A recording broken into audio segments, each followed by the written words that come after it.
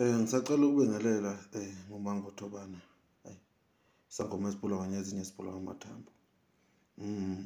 Kunabantu-ke abangihluphayo la ngamaphupho. Ngizolichaza nje leli kuphela. Kunomuntu ophupha kunomuntu wakubo owashona. Emphupha futhi eshona. Lo muntu washona kudala kodwa yena useyamphupha manje umngcwabo wakhe lo muntu uyashona.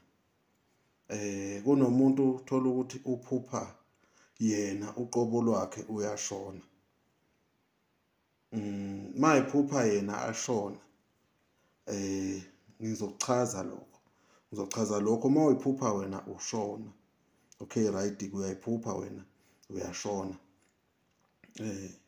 Kukabili mayiphupha ushona kukhona umuntu okubulala wena uphila. Kukhona umuntu ovala izinto zakho wena uphila, ithongo likubone njengomuntu ongasekho wena. Uma uphupha ushona kukhona ukuthi umuntu ukuvala edlozini, uyakubulala edlozini, ukubulala wena nje usala nje unguwe. Idlozi eliningi lazi ukuthi wena washona. Ilokho-ke kuba yingozi ebantwini ngoba uma uphuphe ushona lo muntu usuke ekubulala wena ngemithi, usuke ebulala lo muntu ophila kuwe. Imvamisa abantu abanjalo isikhathi esiningi izinto zabo ayihlangani. Inhlahla yabo iyavaleka. Imali, izinto zabo nje ziyama zonke. Ngesimo sokuthi lo muntu usebulewe. Vele ithonga lazi ukuthi lo muntu ubulewe, ushonile. Lokho kubi kakhulu, lokho akukho right. Ma uphuphe kanjalo uthola inyanga eseduze izokulekelela phezulu kwalokho. Ngoba omunye kuyenzeka ukuthi aphuphe ashona. Eqhubekeni kwamalanga ephuphe futhi evuka.